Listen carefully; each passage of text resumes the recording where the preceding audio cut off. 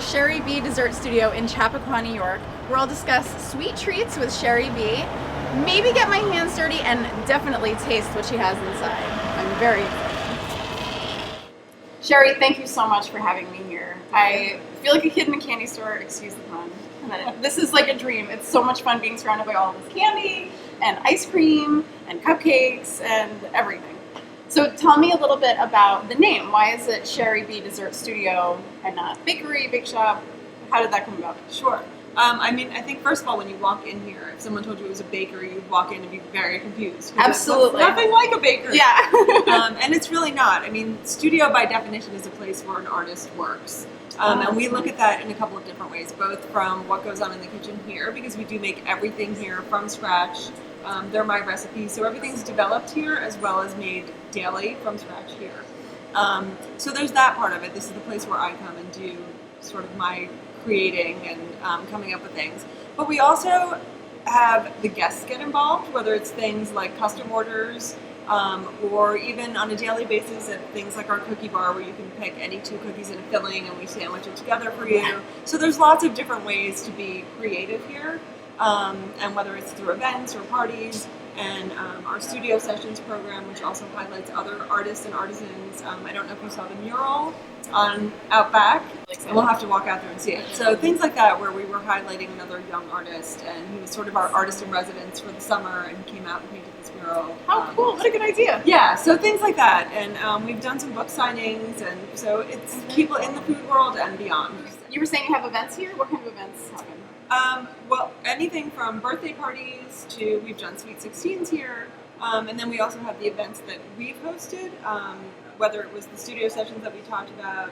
We recently partnered with the U.S. Olympic Committee. They held an event here, which was really awesome. We've had a wolf here from the Wolf Conservation Center. So, yeah, you never know what's going to happen. Sherry B Dessert Studio.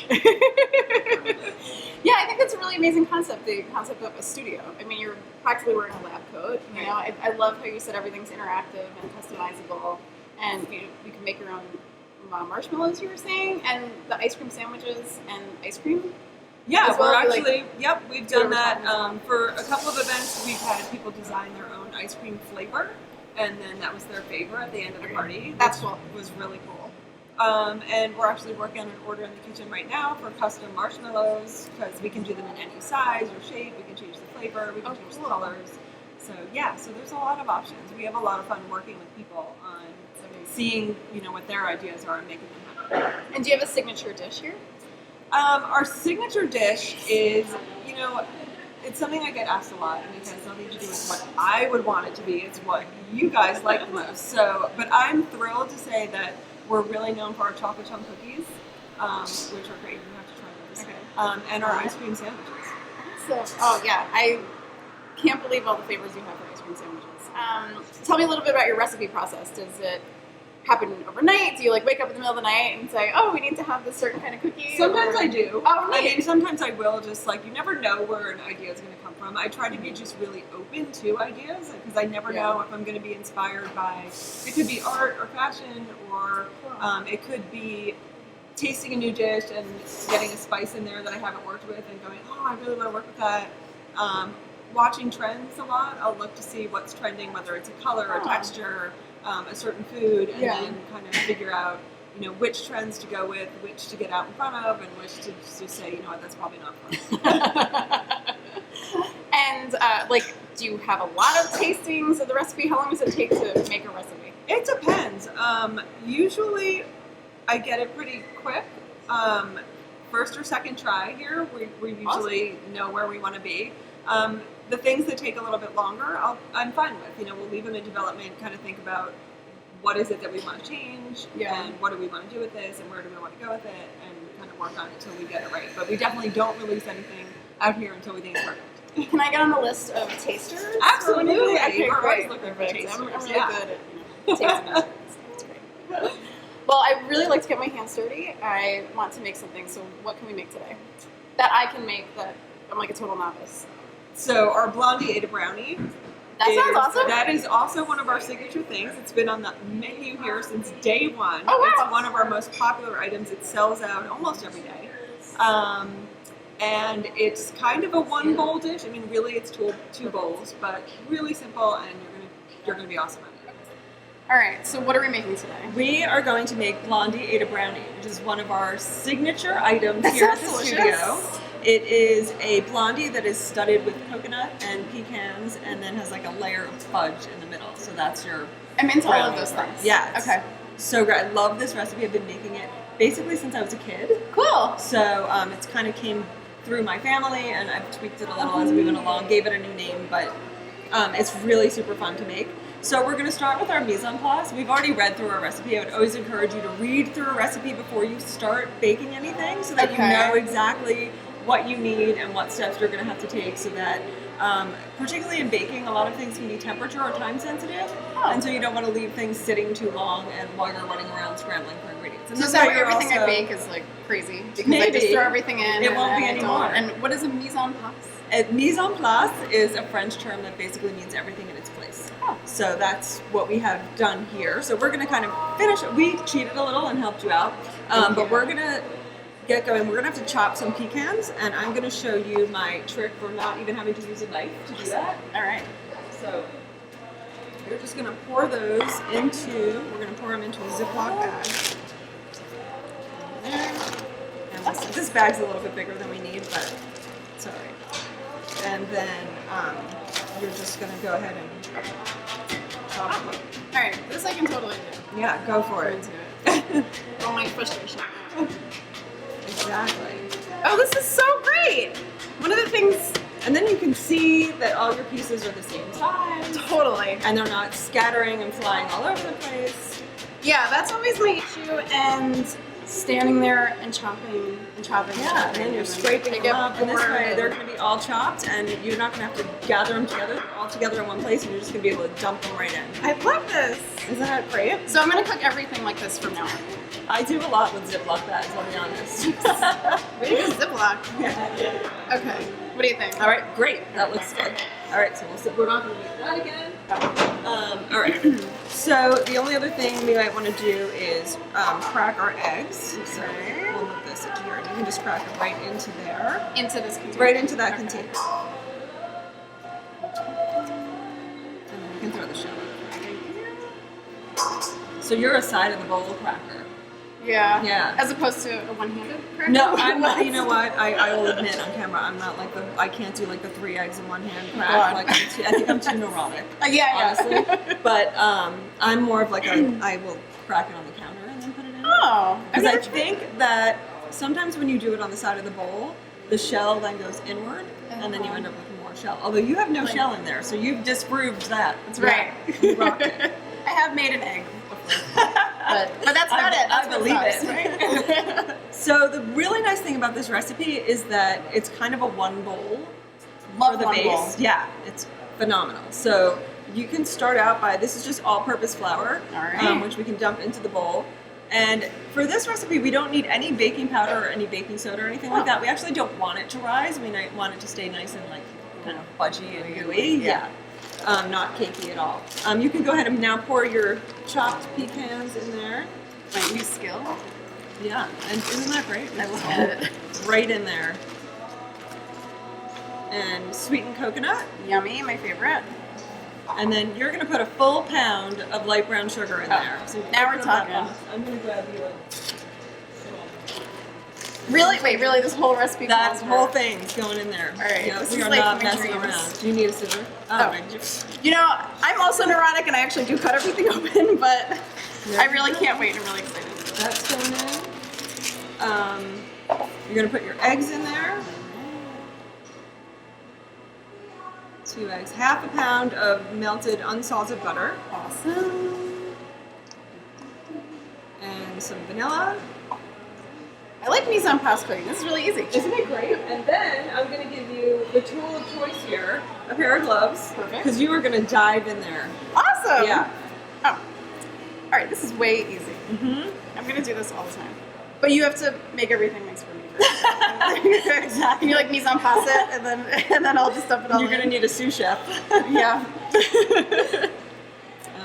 Whoa. So you really make it like this with your We hands? really do. Yeah. I mean, we make much bigger batches than this. So you have to, people so with big we're hands really come like in and up get to it? the elbows Okay, sometimes, cool. but that's all right. So why mix it this way instead of with a spoon like I do?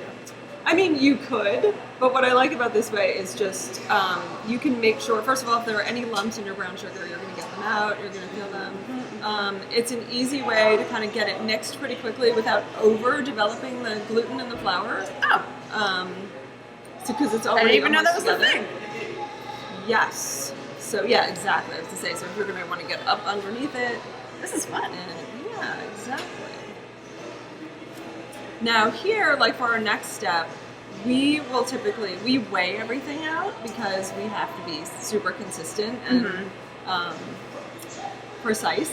But for our purposes right now, I'm just gonna have you're gonna take half of that and spread it evenly in the bottom of the pan. Okay. Exactly. I bet you came pretty close. And spread it over like the whole thing. Yep, you just want to spread it evenly across the bottom of the pan. And this is a 9x13 pan that we have greased and lined with a piece of parchment paper. So for this layer, there were only like, what, 6 ingredients? Yeah, not a Kind ton of ingredients. of? Alright. I don't like to overcomplicate things. In any of my recipes, I mean, I'm always looking for, when I create a recipe, I'm always looking for layers of flavor, some kind of texture, and a nice balance. Yeah. And I really do try not to overcomplicate things. Even though you're like French trained. Yeah, and I think that honestly is part of it, is that that's where that French training, that technique came in. It's really just, simple and precise. So yeah, see if you can get out into your corners. I can jump. Otherwise, I mean, it'll still be okay. And if you want to use either a rubber spatula or an offset spatula to do that, I'm still feeling the too. It's just, Oh, because it's like literally a layer. yeah. I mean, it's still going to be delicious no matter what. No question. I mean, I'm sold right now. I could just stick my face in I'll this. be honest.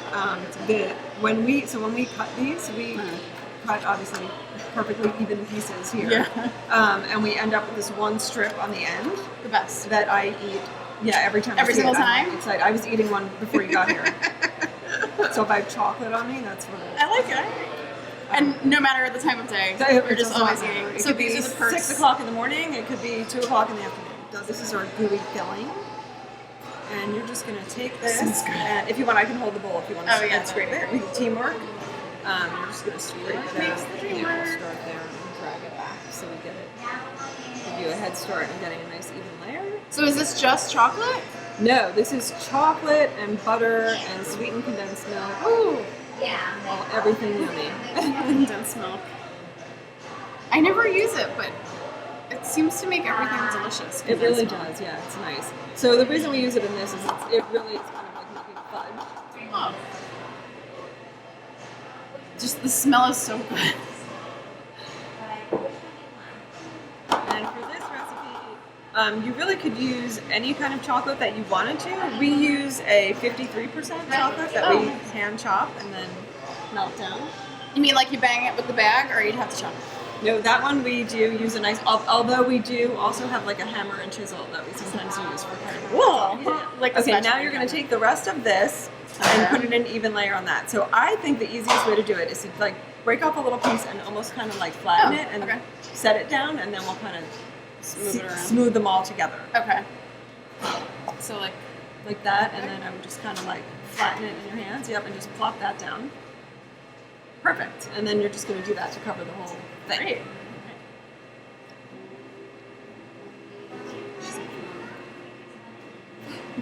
Thought I was just good at eating this stuff. No, but this one's going to taste even better. I can't wait. 'Cause It just smells so good and looks so good. I am really excited. Either sort of by hand or even with a spatula, just kind of smooth it out. Nice. I will let you do that. If you can see, and if some of the chocolate comes up a little bit, that's all right. That's cool. All right. If it slips and lands in my mouth, is that okay? That's all right, That's too. cool too. Okay, good. They're your blondie. I really like the name Blondie ate a brownie. Yeah, I like to infuse humor or fun wherever I can. I don't know. It's I a good just thing think, for I kind dessert. of think that's what dessert is about. Yeah. This one is not going to be your cutest batch, It'll be just fine. but hopefully it'll taste the same.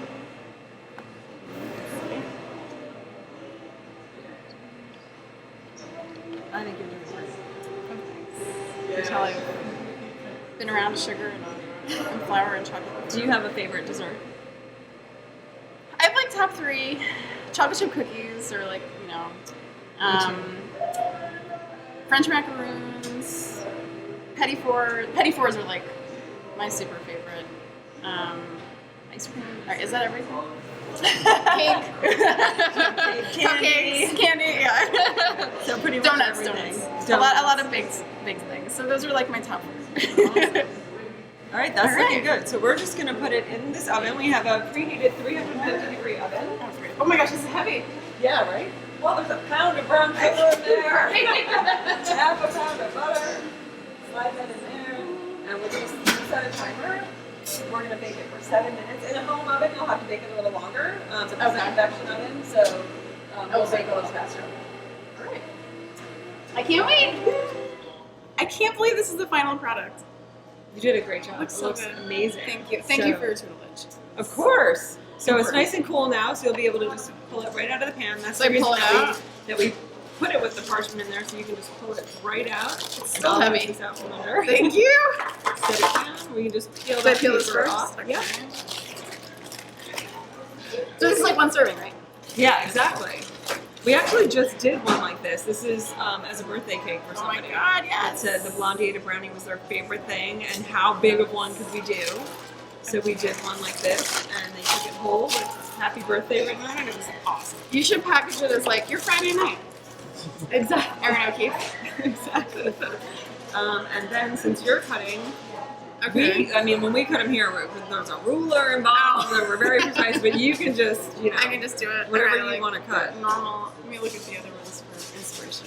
Do I? And either way, doesn't matter. It doesn't matter. Yeah. I mean, you can like. What's easier? So when we do them here, we go 2 in 2-inch intervals that Okay. way, and then 3 inches this way. All right. So whatever you want to do. Cheers. So everyone here is really big muscles, right? Is that the deal? Absolutely. Oh, that's not straight. Well, thank goodness you guys have rulers here. Yeah. And we still don't always cut them straight. Thankfully, I don't think people care. I mean, presentation is everything. Oh, sorry. This is not That's all right. appropriately cut. But you're going to show everyone that it's still going to taste awesome. That's a good point. So it doesn't matter. Oh God. Have you ever cut anything my entire life? Are you sure? Well, now you've cut enough that you can definitely just taste one. Oh, good point. All right, I'll do this one. So, Blondie ate a brownie. Erin ate. Let's take a normal size one. This is for the lucky customer. Exactly. Are you gonna taste one too? Or I have you will had if it you before? want. I don't. Yes. Yeah. I think we have to cheers. I'll take the big one. Cheers. Oh, God. You did a good job. Thank you.